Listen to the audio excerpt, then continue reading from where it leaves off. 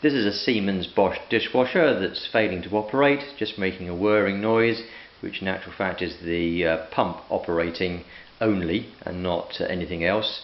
You can check it's the pump operating only by filling up the bottom of the dishwasher first with about a gallon of water and then switching it on, and if it pumps out, which it should do straight away, you know that the pump is okay or the outlets are okay, so it's not that. But if you're still having the problem that it's not working, then it must be something else. So what you need to do is pull out the dishwasher and take off the side panel, which I've done here.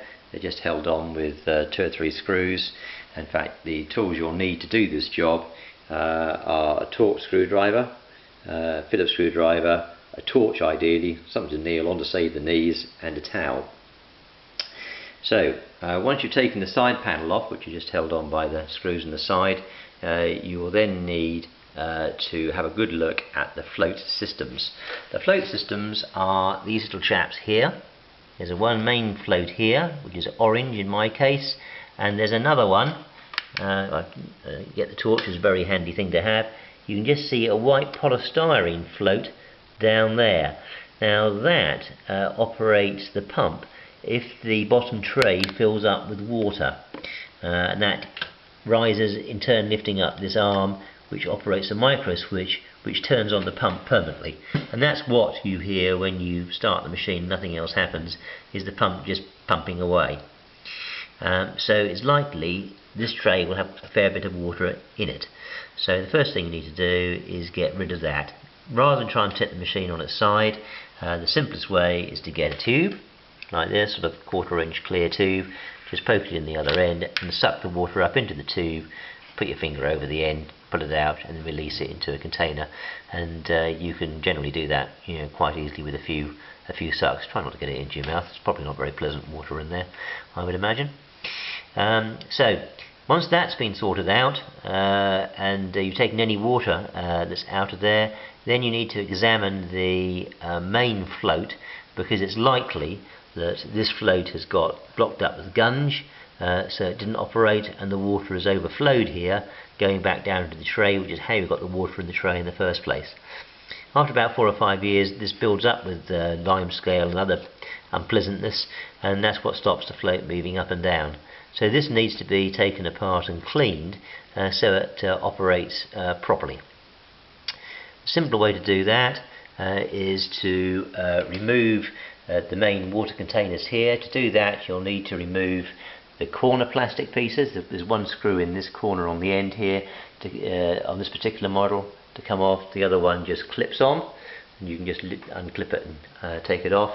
Undoing the 2 screws and withdrawing these side rods away, that will then release this whole assembly away. It's only actually held on with these pipes. They can stay on here, and these just plug in, so they're just rubber seals. If you just lift the whole assembly up, this will actually pull up and come away without any problem. You won't need to take anything else off at all. You just move it just to one side and lean it against the units or something like that, so it's out of the way. Then we need to actually get to the float assemblies themselves. The way to get this off is, first of all, this top piece just lifts up and comes away. Bear in mind you need to turn the power off before you start doing any of this, because this is all electrical connections on here, so please make sure you do that. But that just pulls up and away. There's nothing else. It's just like a little clip on either side there. It comes away quite easily. And when you've done that, you can then remove this assembly. Again, it's just plugged in to the bottom and here, so with a rubber seal, so just a little bit of force, not too much, a bit of wriggling will actually just bring it up and out of the way. You can then disconnect that. You can then take the switch off. Again, it's just clipped in from this point here. Take the black arm out as well, and then you can take the inner top piece, which you need to remove to get to the float. These are just got 3 little clips, sort of plastic type clips, which with a small screwdriver you can push those in and remove the top piece. You can all do this in your sink effectively, because this will then be completely separate. When you've done that, you can then withdraw the float, the orange float in here, and give the whole assembly a really good clean out. In fact, I cleaned out the whole lot because there's muck and gunge everywhere, and this float wasn't moving up and down at all. It's got so much rubbish in it that it was prevented from doing so.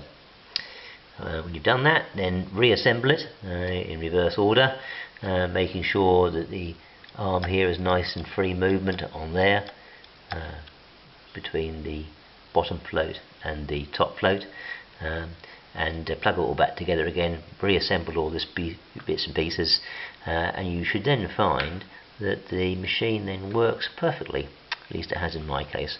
Hopefully that's been of help to you, and good luck if you've got the same problem.